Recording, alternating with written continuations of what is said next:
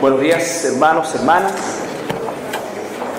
Bueno, hoy día tenemos un problema técnico en cuanto a la transmisión. No es un problema que corresponda a nosotros, sino que es a la empresa que presta los servicios. Así es que vamos a grabar el servicio y colocarlo en la red. Y bueno, aprovecho de dar estas disculpas a las personas que habitualmente se conectan a nuestro servicio. Son fallas técnicas que están fuera de nuestro alcance y bueno, la lluvia dejó sus estragos y aparte de ser una inmensa bendición, hay algunas cosas que no están preparadas, digamos, para tal magnitud de agua. Pero es mejor la bendición del agüita, ¿no es cierto?, que un domingo sin transmisión. Así es que vamos a subir el sermón hoy día mismo en la tarde y este comentario va en especial, como digo, para las personas que habitualmente se conectan el domingo en la mañana. Bueno, el día de hoy vamos a continuar con nuestro estudio acerca de la madurez espiritual.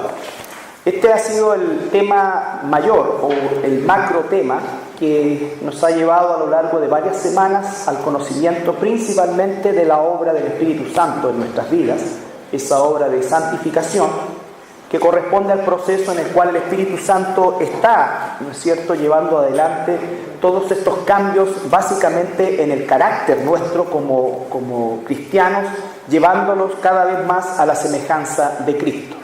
Entendiendo, por supuesto, que esa palabra semejanza es clave, ya que nosotros en nuestra naturaleza humana nunca seremos como Cristo.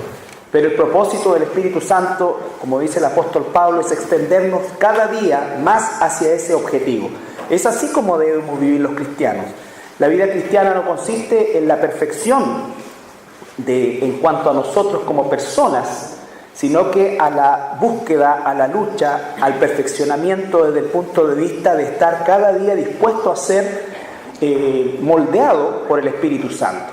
En ese caminar hemos analizado principalmente la obra del Espíritu Santo en lo que es el arrepentimiento que cada uno de nosotros experimentó al momento de ser salvo. Ese arrepentimiento y esa fe que dice el libro de Efesios es un don de Dios.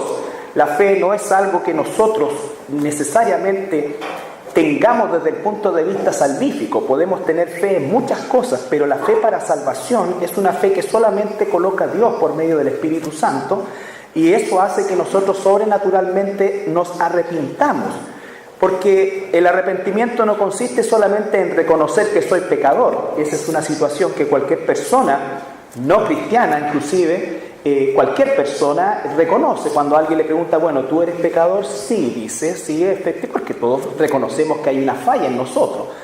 Obviamente la tratamos de cuantificar o cualificar en relación a otras personas, pero todo el mundo sabe que hay una falla en su interior, ¿no es cierto?, y que la Biblia llama pecado. El mundo le puede llamar de distintas maneras, la psiquiatría, la psicología les da distintos nombres, la filosofía o la cultura también. Pero de alguna manera todos los seres humanos sabemos que estamos fallados. Y por lo tanto no es el reconocer que somos pecadores, ¿no es cierto?, lo que es lo sobrenatural. Lo sobrenatural es que nosotros reconozcamos que además de ser pecadores, estamos absolutamente incapacitados de cambiar tal condición. Y que además ni siquiera queremos cambiarla, porque estamos esclavos del pecado y nos hemos acostumbrado a eso. Entonces la sobrenaturalidad que el Espíritu Santo provoca en nosotros es reconocer esa condición, que como digo es algo universal, pero cuando llegamos al punto de las condiciones para cambiar tal condición, ¿no es cierto?, nosotros reconocemos que es absolutamente imposible. Como dice el libro de Efesios, reconocemos que estamos muertos en delitos y pecados. Estamos vivos físicamente por un tiempo, pero estamos absolutamente muertos espiritualmente. No estamos enfermos, no estamos moribundos, estamos muertos. Eso significa inerte, sin capacidad alguna de tomar decisiones, de poder cambiar tal condición de muerte espiritual, a no mediar de la obra sobrenatural del Espíritu Santo en nosotros, que provoca, ¿no es cierto?, ese reconocimiento y ese, como le dijo Jesucristo a Nicodemo, nuevo nacimiento. Cuando le dice, Jesús hace la analogía entre el nacimiento físico y el nacimiento espiritual en relación a lo que está conversando con Nicodemo. Deja ver, ¿no es cierto?, claramente que así como tú y yo no tuvimos nada que ver en nuestro nacimiento físico, ¿no es cierto?, tampoco tenemos nada que ver en nuestro nacimiento espiritual. Es una obra sobrenatural del Espíritu Santo en el corazón de un ser totalmente caído y totalmente, ¿no es cierto?, pervertido. Ese totalmente no significa cualitativamente, significa, ¿no es cierto?, que es una condición absoluta. La cualidad o lo cualitativo, obviamente, podemos hacer nosotros un grado y nivel de comparación, y ciertamente hay gente que son peor que nosotros y nosotros peor que otras personas. Pero el concepto no es cualitativo, el concepto es en cuanto a la condición de la totalidad de estar muerto en delitos y pecados. Entonces el Espíritu Santo nos convence y nos da ese arrepentimiento, que es cambiar nuestra manera de pensar para que cambie nuestra manera de vivir, como dice Romanos, y ese arrepentimiento comienza a trabajar en nuestro carácter por medio de darnos una sabiduría y un conocimiento por medio de la palabra de Dios, también con características sobrenaturales. Lo que entendemos de la palabra de Dios, lo que nos habla la palabra de Dios, ciertamente es distinto de lo que simplemente puede ser de alguna manera la comprensión de lectura.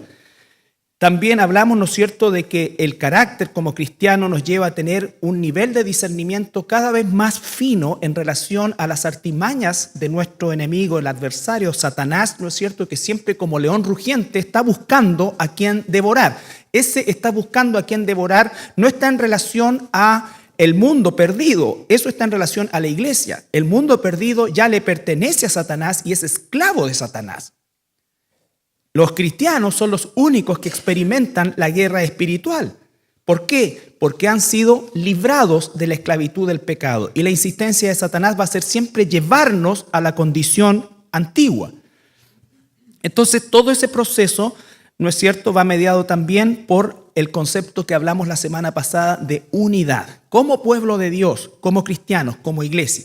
La iglesia no es una opción, la iglesia es el medio por el cual el cuerpo de Cristo, ¿no es cierto?, se desarrolla, crece, como dice Efesios también, las coyunturas se van desarrollando hasta que todos, ¿no es cierto?, vamos llegando a esa plenitud del conocimiento de Cristo. No existe tal cosa como un cristiano isla, como un cristiano aislado, ¿no es cierto?, o un cristiano que de alguna manera tiene la capacidad de suplir el concepto de la iglesia. Eso es herético, eso no es bíblico y eso corresponde normalmente o a una persona no convertida o extremadamente engañada. El día de hoy vamos a analizar otro aspecto relacionado con la obra del Espíritu Santo en este proceso de madurez y nos vamos a referir específicamente al poder del Espíritu Santo en la vida nuestra como cristianos. Una de las palabras más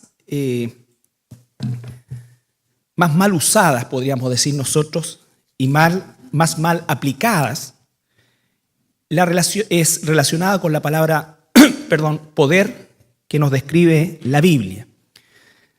En nombre del poder, hoy día podemos ver muchas cosas que son, algunas de ellas, hasta vergonzosas.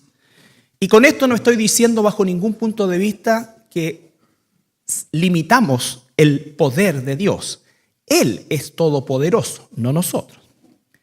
Él es omnipotente, no nosotros. Entonces, cuando nosotros hablamos de las características de Dios, de las características de los atributos de Dios, de los atributos de Jesucristo, por supuesto que tenemos que hacer una aplicación reducida a nuestra vida, y no es porque reduzcamos el poder de Dios en nuestra vida, sino que lo que estamos haciendo es, ciertamente, entender que se nos ha delegado un poder, ¿no es cierto?, que en el caso nuestro es limitado. El poder de Dios es ilimitado, pero nosotros no podemos pretender actuar como Dios desde el punto de vista de su atributo de todopoderoso. Hay hoy día movimientos heréticos que hablan de que tú tienes que solamente pensar, reconocer, declarar, imaginar y va a suceder, porque dicen que la Biblia dice que de las cosas que no son, se hacen las que son, pero ese es Dios. La creación ex nihilo, Él de la nada dijo que sea la luz, fue la luz, y la creación ex nihilo es parte del atributo de Dios, no nuestro. Es Él el que llama las cosas que no son como si fueran. Por lo tanto, toda esta instancia, que vuelvo a insistir, no es limitar el poder de Dios, sino que es entender el poder de Dios en la vida del pueblo de Dios, de sus hijos, de nosotros. ¿Para qué es que nos da el poder? ¿Qué es lo que significa que tú seas recubierto de poder de Dios? No es para imaginar quiero una bicicleta, quiero una bicicleta, quiero una bicicleta, quiero una bicicleta que sea así, aro 26, yo declaro y la tengo. Eso es una estupidez. Perdónenme la expresión, porque me da también rabia de ver que cientos de personas están, no sé si engañadas, porque a la larga les gusta la cuestión. Les gusta la cuestión. Entonces, en ese tipo de cosas no estamos hablando de eso. Eso no es. Imagínense si fuera así, estaríamos. Y además que es solamente para alimentar la carne. Nadie dice, Señor, yo declaro no ser más mentiroso, saco la mentira en mi vida. No, sino puras cuestiones, bicicleta, auto, casas, viajes, tele, celulares, etc. Por lo tanto, el concepto de poder está confuso hoy entre el mismo pueblo de Dios. ¿Para qué Dios nos da poder? Lo primero que tenemos que entender, ¿no es cierto?, es que el Señor es todopoderoso, y en Génesis 17:1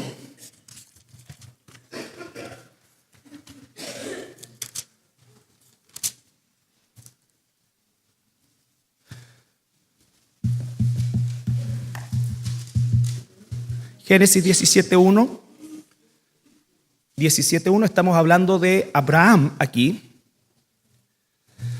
Dice Génesis 17:1, era Abraham de edad de 99 años cuando le apareció Jehová y le dijo: yo soy el Dios todopoderoso, anda delante de mí y sé perfecto. Anda delante de mí y sé perfecto, es decir, perfecto de camino. Siempre caminamos el camino perfecto. Pero está diciendo aquí yo soy, y la expresión yo soy, ustedes saben que la verdadera expresión en el idioma original es Yahweh, Jehová, ¿no es cierto? El que está diciendo el único, fuera de mí no hay otro. Él es el único todopoderoso, no hay otro todopoderoso. Nosotros somos, ¿no es cierto?, la imagen desde el punto de vista de como sal y luz, desde el punto de vista de nuestra acción moral como carácter cristiano en este mundo. Dios es el todopoderoso. En Segunda de Corintios 6:18. Vamos a ver un pasaje del Nuevo Testamento y del Antiguo Testamento. Segunda de Corintios 6:18.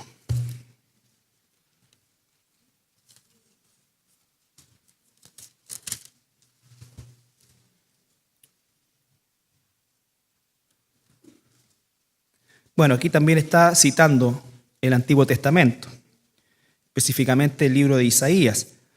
Pero dice, y seré para vosotros por padre, y vosotros me seréis hijos e hijas, dice el Señor Todopoderoso. Todopoderoso. Entonces es Dios el Todopoderoso. Sin embargo, vamos a ir a Hechos capítulo 1, versículo 7, que es el pasaje guía. Hechos capítulo 1, versículo 7. Y ustedes saben que el capítulo, en esta escena tenemos al Señor Jesucristo ya resucitado, ¿no es cierto?,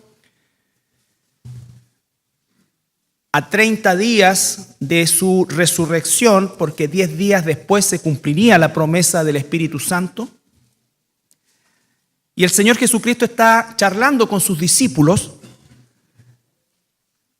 y les dice, los discípulos le están haciendo preguntas, y Jesús les dice en el capítulo 1, versículo 7, no os toca a vosotros saber los tiempos o las sazones que el Padre puso por sola potestad. Recuerden que la pregunta era si iba a restaurar el reino de Israel en este tiempo. Recuerden que en la mente de los discípulos, en la mente de los apóstoles, todavía estaba el concepto de la restauración de la nación de Israel como nación, como reino, cosa que ocurrirá en el milenio, pero ellos estaban pensando, ¿no es cierto?, en esa restauración.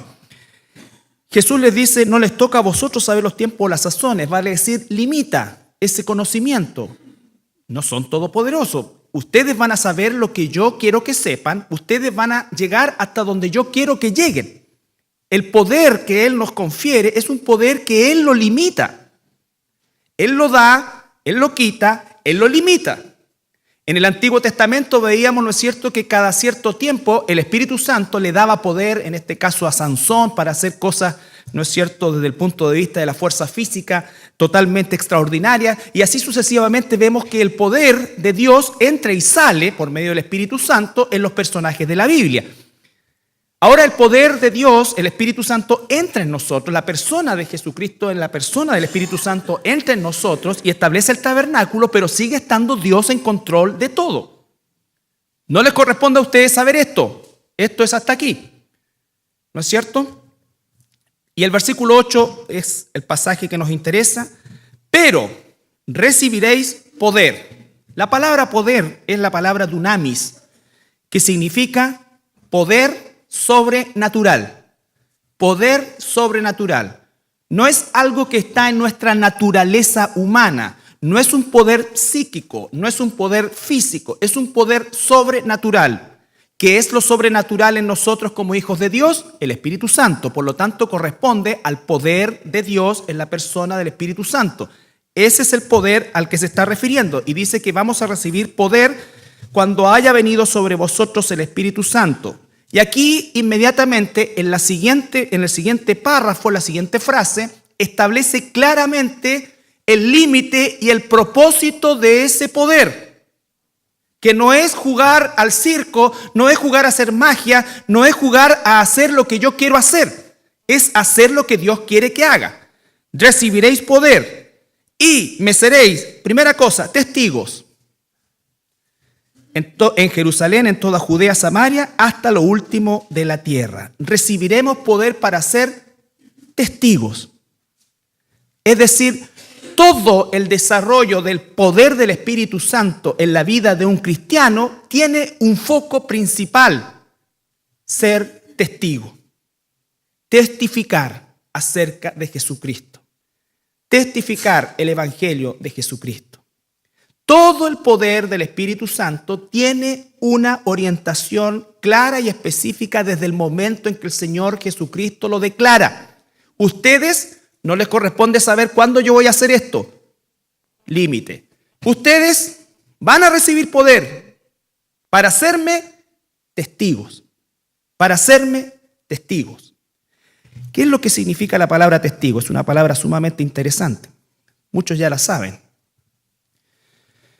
3 palabras son clave ahí. Recibir. La palabra recibir es lambano. Lambano, que significa recibir algo ajeno. Va sumamente asociado a dunamis, que es un poder sobrenatural. No es nuestro, no es propio de nosotros, es ajeno a nosotros. Entonces, recibiréis poder. Recibirán algo ajeno a ustedes, algo que es sobrenatural, un poder sobrenatural. ¿Para qué? Para ser mis testigos, hasta lo último de la tierra. Hasta lo último de la tierra. He ahí, inmediatamente, desde el punto de vista de la Escritura, el propósito central, ¿no es cierto?, del poder de Dios. Por lo tanto, para cualquier otra cosa que se use ese poder, va a salir, ¿no es cierto?, del propósito que el mismo Señor Jesucristo nos da, ¿no es cierto?, como razón del por qué vamos a recibir este poder. Hemos sido salvados por el Espíritu Santo, estamos siendo santificados por el Espíritu Santo, pero además estamos siendo empoderados por el Espíritu Santo para ser testigos, testigos de Jesucristo.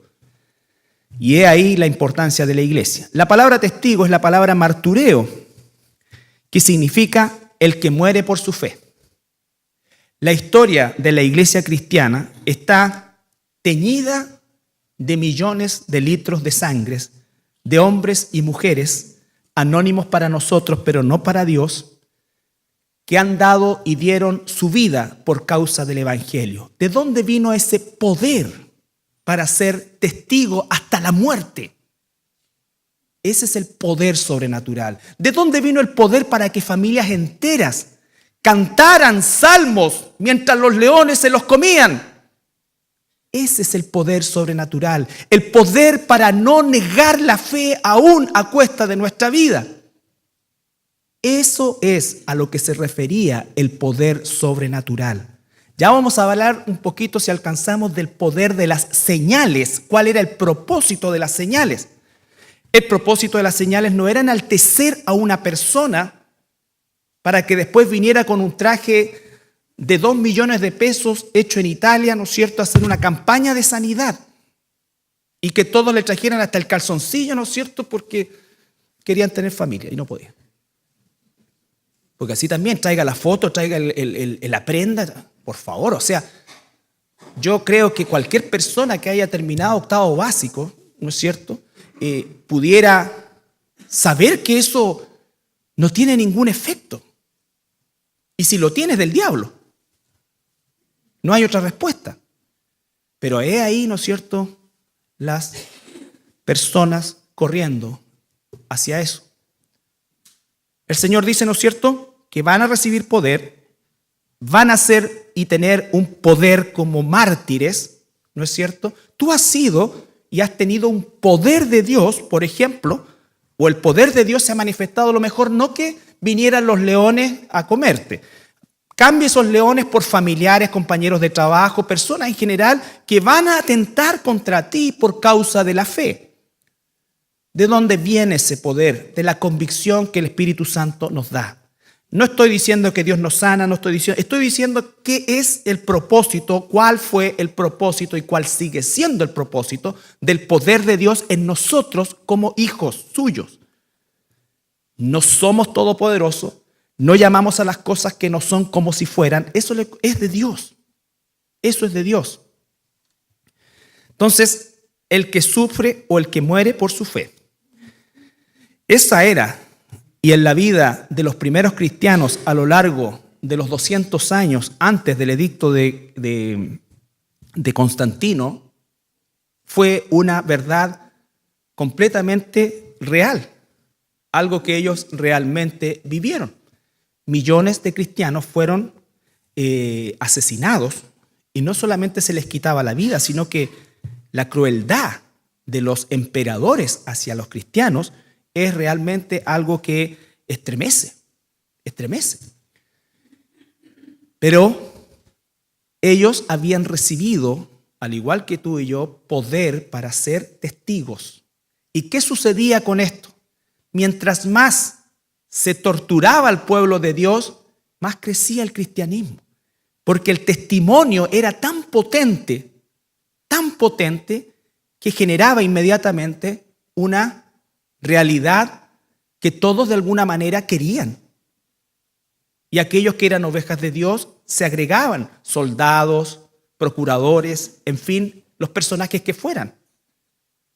Lo hacían porque al ver y al ser despertados de su muerte espiritual por causa del testimonio de aquellos que estaban vivos espiritualmente y eran capaces de dar su vida gustosamente, no eran suicidas, gustosamente por causa de Jesucristo.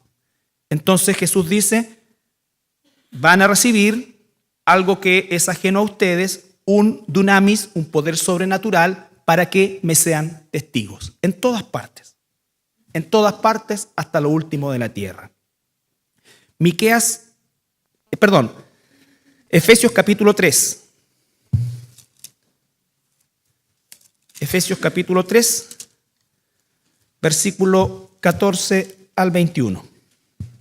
Es un pasaje largo para que tengan por lo menos un espacio de contexto importante.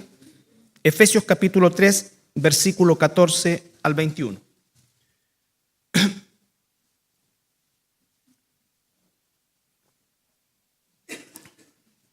El apóstol Pablo está dirigiendo esta carta a los hermanos de Éfeso y les dice acá, por esta causa. ¿Cuál era esa causa? El ministerio de Pablo a los gentiles. Por esta causa doblo mis rodillas ante el Padre de nuestro Señor Jesucristo, de quien toma nombre toda familia en los cielos y en la tierra, para que os dé conforme las riquezas de su gloria.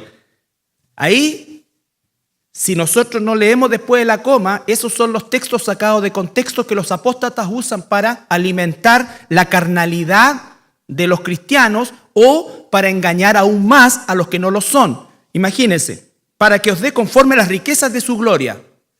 Riquezas de su gloria, que es para mí en mi carne caída riqueza y gloria. Imagínense, ¿qué mal uso puedo hacer yo de esas dos expresiones? Riqueza y gloria si el Espíritu Santo no me está controlando. El ser fortalecidos con poder en el hombre interior por su espíritu. Fortalecidos en poder en el hombre interior. ¿Se dan cuenta? Riquezas de gloria, Dios lo asocia con esta fuerza sobrenatural que nosotros vamos a tener en el hombre interior, que es la forma en cómo se refiere al Espíritu Santo. ¿No es cierto?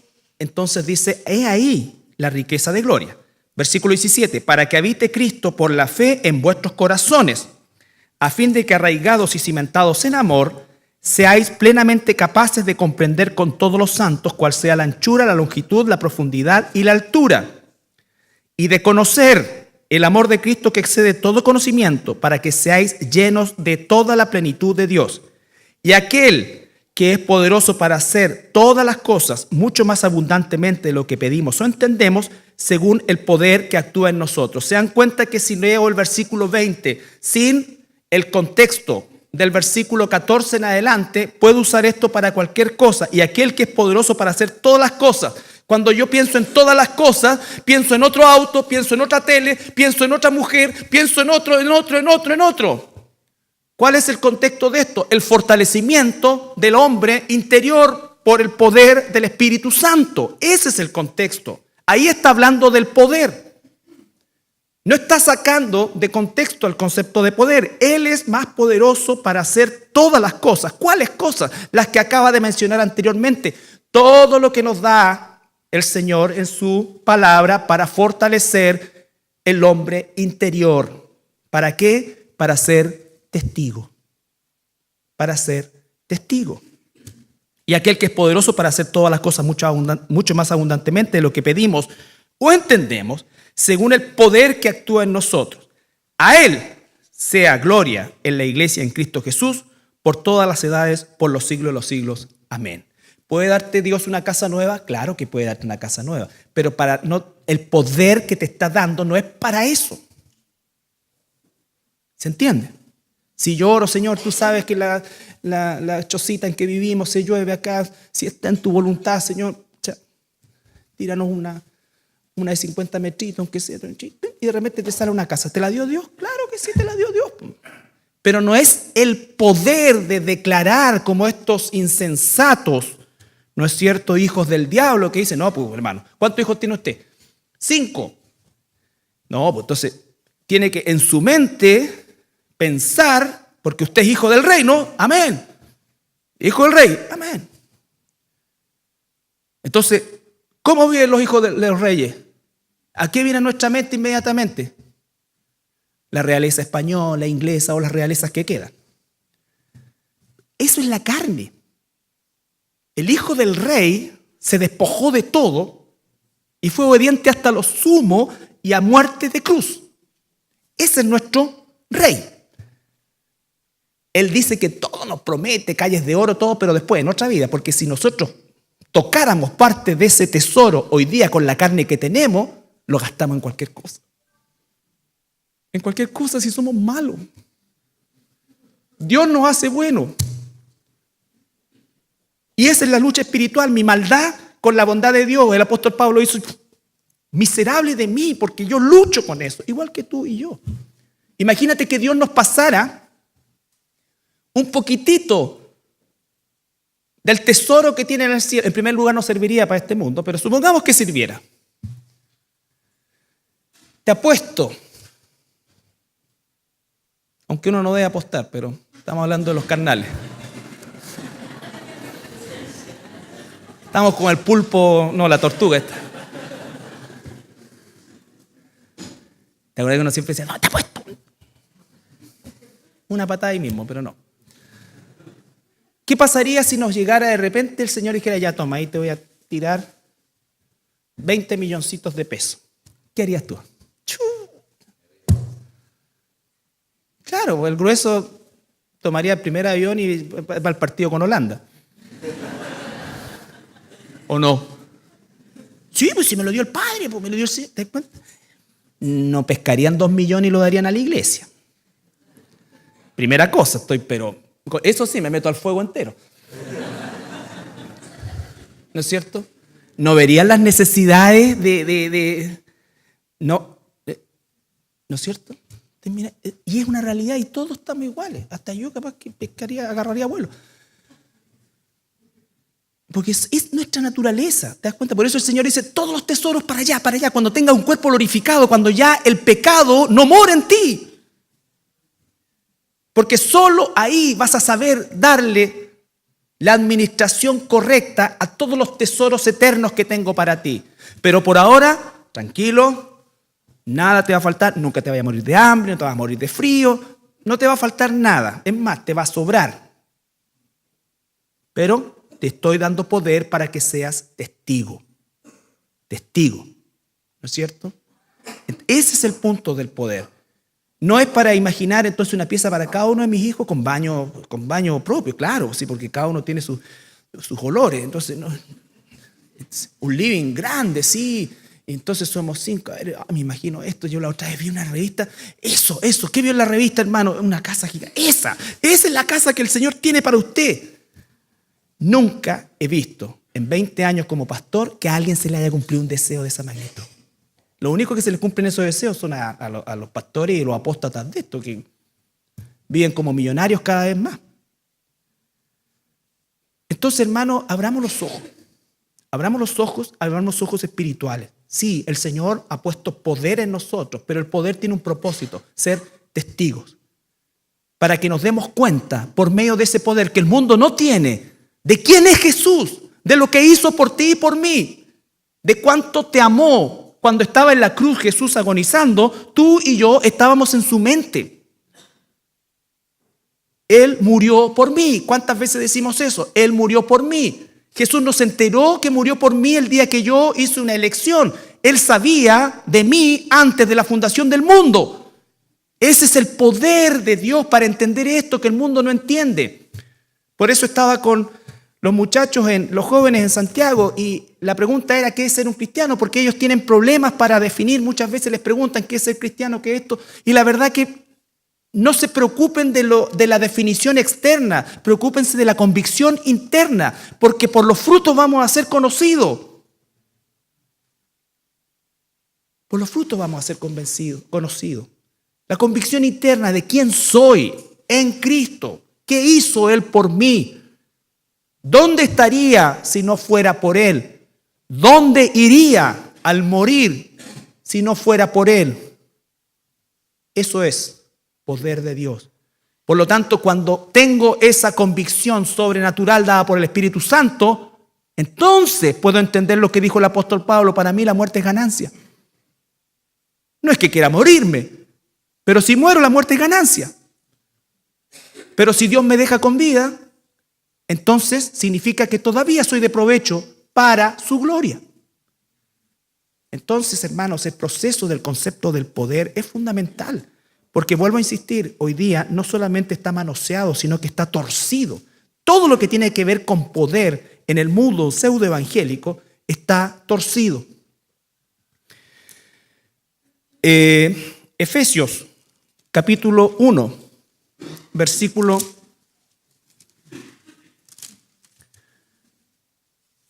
15 al 19.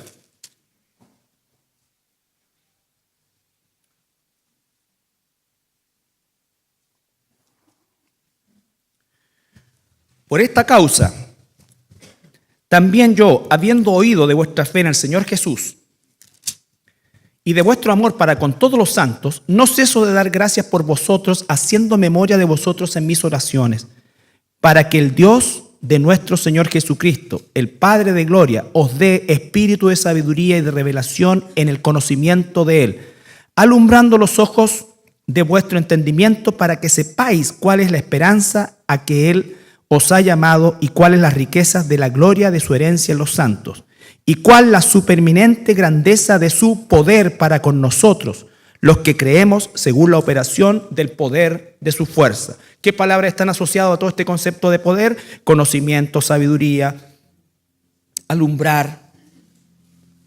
Imagínense que Pablo hubiese hecho y estaba en la cárcel, entonces él en vez de estar en esa cárcel hubiese imaginado una playa paradisiaca o algo por ese estilo y lo hubiese declarado. ¿Y por qué tenía que vivir de esa manera si tenía la capacidad de imaginar y apropiarse de otra cosa? Entonces, es muy malo lo que sucede, hermanos. Es muy malo que sucede. Y no estoy limitando a Dios, por favor. Por eso lo primero que debemos hacer, Él es todopoderoso. Él si quiere te puede sanar, puede hacer lo que quiera porque es soberano, pero Él tiene un plan. Y Él nos ha dado poder para ser sus testigos. Porque el propósito más grande que tú tienes en esta vida, ¿cuál es el propósito más grande que tienes en esta vida? No lo digas, no lo declares, piensa. Y sé honesto. ¿Cuál es el propósito más grande en tu vida? ¿Lo pensaste? Levante la mano. ¿Qué pasa si no es Jesús y ser testigo de Cristo el primer propósito en tu vida? Necesitas más poder para que Jesús sea lo primero en tu vida. Para ser testigo de Cristo sea lo primero en tu vida. Para eso nos dio poder. Y para eso te colocó en una universidad, en un instituto, en un barrio, en un colegio, en una familia, donde sea. Él dice, te dejo en el mundo, pero no para que te enamores del mundo, sino para que seas mi testigo. Yo te di la capacidad de estudiar, te di la capacidad de trabajar, yo te di la capacidad de tener una familia, yo te di para que tú seas testigo mío ahí. No que conviertas gente, el Espíritu Santo convierte a las personas, pero tú tienes que ser testigo, esa es tu parte. Y para eso yo te doy poder. Porque la gente no te va a querer, la gente te va a engañar, la gente va a querer hacerte mal. Pero otros van a ser mis ovejas, otros son mis ovejas y van a escuchar tu voz. No solamente con tus palabras, sino con tus hechos, cómo es que tú vives. Y mis ovejas van a reconocer esa señal y van a entrar al redil. Para eso te tengo yo aquí. Porque hay ovejas de Dios en todo rincón del mundo. Hasta en el lugar más sórdido puede haber una oveja de Dios. ¿Y qué estoy haciendo yo? Siendo testimonio, siendo testigo, pero no para que piensen de mí bien. De hecho, ser un buen testimonio muchas veces hace que piensen de mí mal. Pero nosotros somos testigos de Cristo. Para eso es que nos da poder, para poder resistir en un momento determinado. Mire, Contreras, venga para acá, por favor. Sí, me enteré que usted es cristiano. Sí, jefe. Mire, usted es un excelente trabajador, pero si no deja su cuestioncita religiosa y todo esto, se me va. Porque yo soy de Chenston, soy mariano y aquí todos somos de Chenston. Contrerita entonces dirá, gana buen sueldo, las pegas están re malas. El Señor sabe que yo entro a este santuario, a esta cuestión, pero yo no siento nada, yo cierro mis ojos y oro al Señor. Esa es la pomada que se vende el 90% de los cobardes. Entonces, ¿qué vamos a hacer? Mire, jefe, yo le agradezco todo lo que usted ha hecho por mí, pero yo no puedo negar mi fe. Y tampoco creas, porque esta cuestión no es esas píldoras que nos tomamos, ¿no es cierto? Que dice, oye, mira, no, si te echaron de esto es porque Dios tiene algo mejor para ti. No lo sé, a lo mejor tiene algo peor. A lo mejor quiere que sufra. A lo mejor quiere que nunca más vuelva a tener ese estándar económico. ¿Voy a seguir siendo testigo de eso? Porque esas son mentiras. Yo no te puedo prometer que si te echaron del trabajo por ser cristiano, no voy a llegar a la hora ni quedarte viendo el partido. Por ser cristiano. Yo no puedo decirte, hermano, mira, tranquilo, Dios tiene algo mejor para ti. ¿Sabes qué? No lo sé. Lo que sí sé es que Él te va a dar poder para ser testigo de Él, aún si no recuperas ese trabajo. Aún si trabajas en algo inferior, aún si ganas 1/3 de lo que ganabas. Y vas a tener a lo mejor a alguien al lado que le va a decir, viste, por tu Dios, mira las pellejerías que estamos viviendo, como la esposa de Job. Vas a tener poder, vas a poder resistir eso. ¿Sabes qué? De manera natural no se resiste. No se resiste. Muchas personas llegan al suicidio por eso. Porque antes eran Don Jorge y ahora son Jorgito. O el negrito. Y se acostumbraron a... y siempre están sacando... no, pues yo fui gerente. Porque viven en ese plano. El apóstol Pablo, enseñado con Gamaliel, prospecto pero grande de un líder religioso potente, terminó en una cárcel, en una mazmorra, solo. Dice, cuando en mi defensa no hubo nadie. Nadie estuvo a mi lado, ni siquiera los amigos cristianos estaban con él. Pero dijo, pero el Señor estaba conmigo. Recibió poder para ser testigo aún en ese momento. Quizás Dios tenga algo mejor para ti, no lo sé. Pero recibirás poder para ser testigo aún en las condiciones más difíciles que tú ni siquiera imaginas que puedas vivir. O a lo mejor en otra condición. Pero nadie puede prometer, es falso que yo como pastor te prometa que por ser cristiano tuviste esta situación, Dios tiene preparado para ti algo mejor. ¿Cuántas veces han escuchado eso?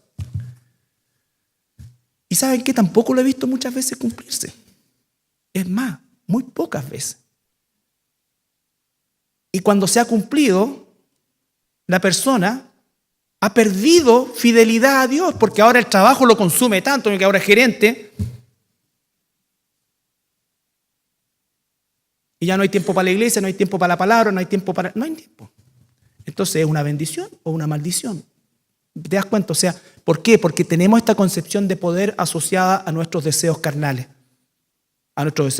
Y no estoy diciendo que es un deseo carnal querer progresar. Estoy diciendo que es un deseo carnal cualquier cosa que está por sobre tu propósito principal en la vida, si eres un hijo, una hija de Dios, de ser testigo de Cristo. ¿Qué va a pasar si te echan? ¿Qué va a pasar si te enfermas? ¿Qué va a pasar si pierdes esto?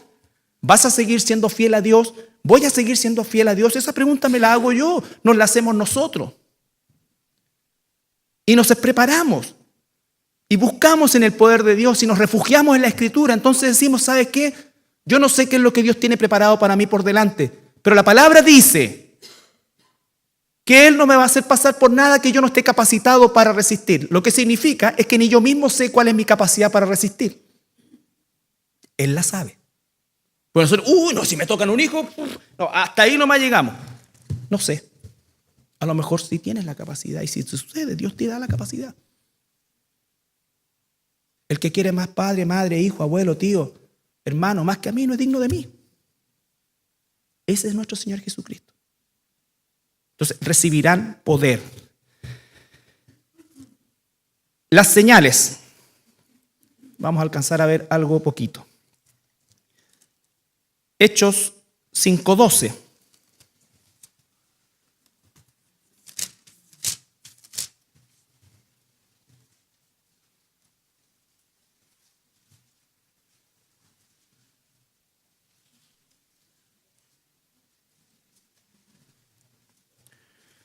El Nuevo Testamento nos dice claramente que los apóstoles hicieron muchísimas señales y prodigios. Muchísimas señales y prodigios. Por lo tanto, Dios se manifestó por medio de esta generación única de apóstoles, por medio de señales y prodigios. Tenían un propósito central, la confirmación de la palabra. Las señales y prodigios nunca fueron una señal para los cristianos, eran una señal para los no cristianos, que al ver estas señales y prodigios confirmaban la palabra de los apóstoles y creían, dice, en el Señor Jesucristo. Dice, y por mano de los apóstoles se hacían muchas señales y prodigios en el pueblo y estaban todos unánimes en el pórtico de Salomón. Se hicieron muchas señales y prodigios, pero se mantenían todos unánimes, y dice que el versículo 14, y los que creían en el Señor aumentaban más gran número, así de hombres como de mujeres. Es decir, estaba el evangelio siendo predicado. Recuerden ustedes que cuando estaban los apóstoles predicando y haciendo milagros, ellos no decían, así dice Primera de Pedro, no tenían esto. Ellos hablaban el Antiguo Testamento y estaban confirmando su ministerio como apóstoles de Jesucristo. Los únicos apóstoles de Jesucristo. El ministerio apostólico termina con el apóstol Juan. De ahí en adelante no hay más apóstoles. Siguen los discípulos de los apóstoles, que se llaman los padres de la iglesia, y ninguno de ellos se atribuyó el título de apóstol. Aun cuando hubo una densa literatura, ¿no es cierto?, de cartas e información que se manejó en la iglesia primitiva, ninguna de esas fue considerada inspirada por Dios, porque la Biblia ya estaba terminada. Con la muerte del último apóstol termina el proceso de que Dios ha hablado, y esa palabra de Dios ha quedado plasmada en la Biblia. Hebreos capítulo 2.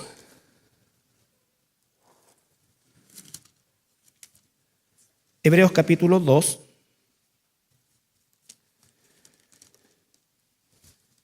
Versículo 1 al 4.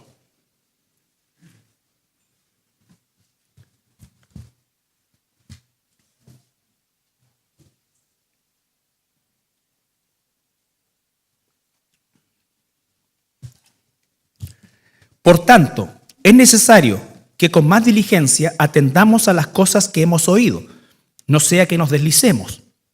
Porque si la palabra dicha por medio de los ángeles fue firme, y toda transgresión y desobediencia recibió justa retribución, ¿cómo escaparemos nosotros si descuidamos una salvación tan grande? La cual, habiendo sido anunciada primeramente por el Señor, nos fue confirmada por los que oyeron, testificando Dios juntamente con ellos, con señales y prodigios y diversos milagros y repartimientos del Espíritu Santo según su voluntad. Está hablando ya en tiempo pasado en relación a los mismos apóstoles, a ellos. Lo que está diciendo es que por medio de las señales, ¿no es cierto?, si la palabra que alguna vez un ángel dijo en el cielo, ¿no es cierto?, fue firme, ¿cuánto más nosotros no debemos descuidar esta salvación? No que nos ganemos la salvación, ya somos salvos. ¿Qué es descuidar la salvación? Es dejar de crecer como hijo de Dios. Es renunciar voluntariamente al proceso de santificación.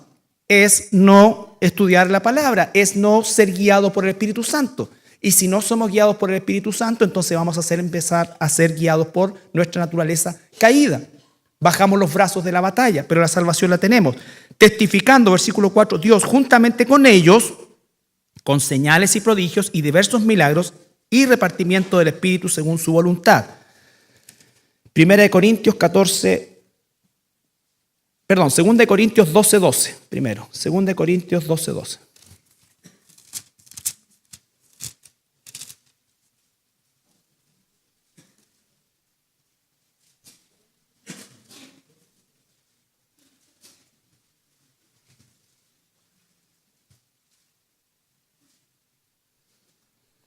El apóstol Pablo está confirmando su llamamiento apostólico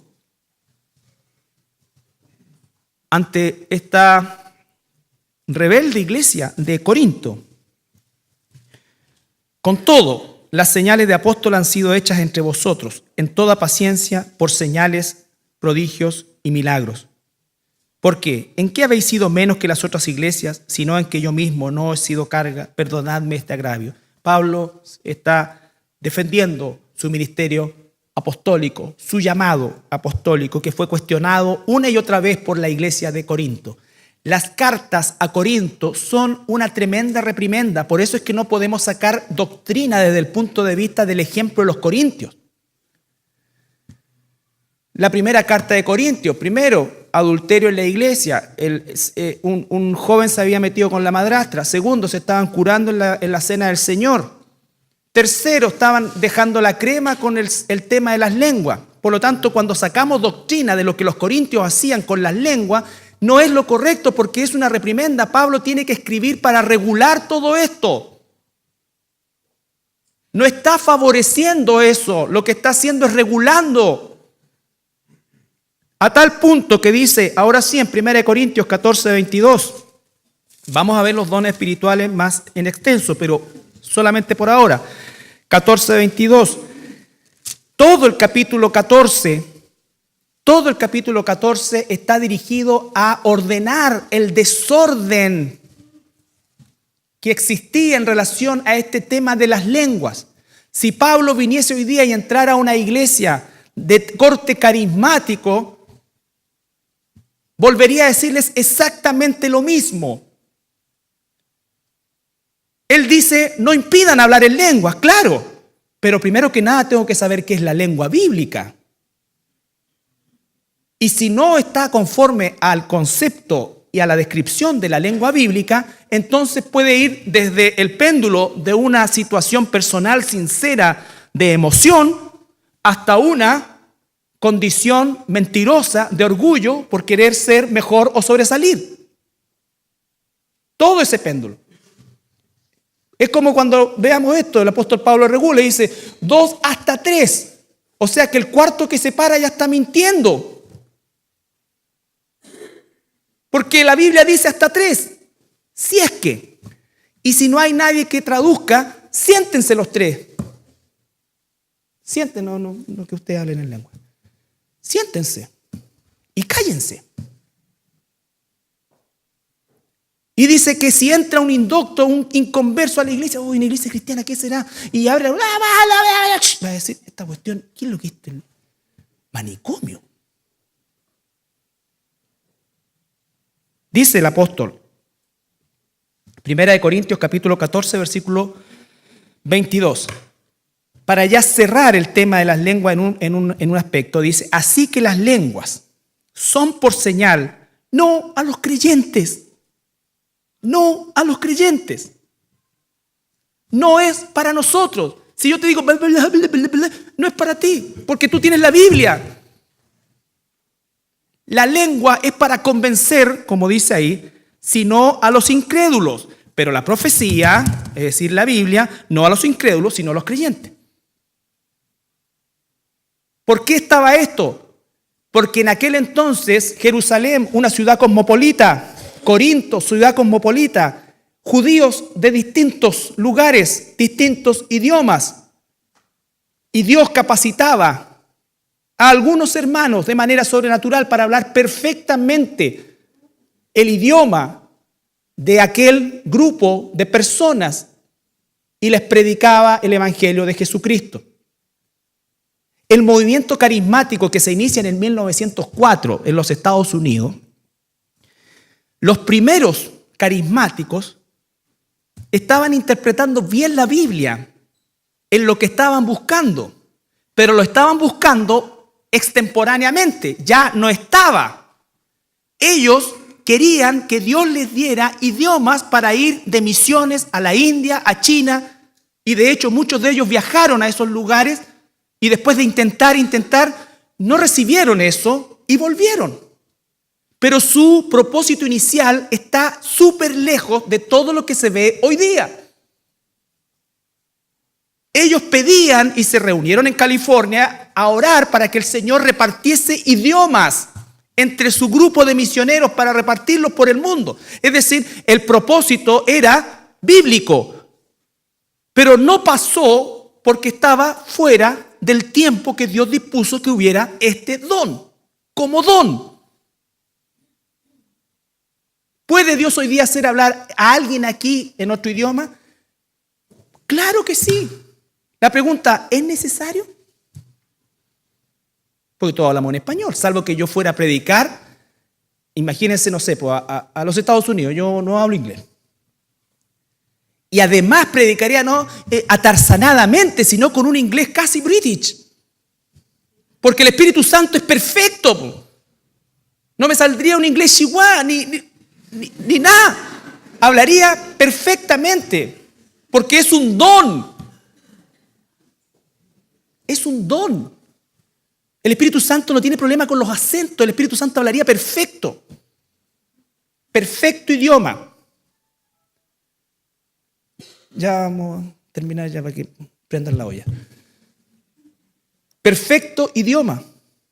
¿Se dan cuenta? Los pentecostales de inicios del siglo XX estaban en lo correcto desde el punto de vista de su deseo, pero obviamente no ocurrió porque es extemporáneo. Es extemporáneo. Y aquí dice, así que las lenguas son por señal no a los creyentes, sino a los incrédulos. Vale decir, entraba un incrédulo elamita y alguien de la congregación hablaba elamita y le predicaba a esa persona. Entonces se paraba uno y le hablaba al elamita. Y el que dirigía la asamblea decía, ¿hay alguien acá? Sí, yo soy de Elam y digo esto. y confirmaba eso. Entonces, gloria a Dios. Pero no tiene nada que ver con el absurdo que vemos hoy día. Y por favor, no me digan que son lenguas de ángeles, porque la Biblia no dice eso. Pablo dice, si yo hablara lenguas angelicales, si yo supiera todo, si yo viera todo. La pregunta es, ¿Pablo sabía todo? ¿Podía todo? No, en ese mismo contexto está el hablar lenguas. ¿Cómo vamos a hablar lenguas angelicales? Si no somos ángeles. Estamos igual que la gente, ¿no es cierto? La señora que dice, oye, un ángel es un angelito de Dios. No hay ángeles, aquí somos seres humanos. Los ángeles son ángeles, los seres humanos son seres humanos.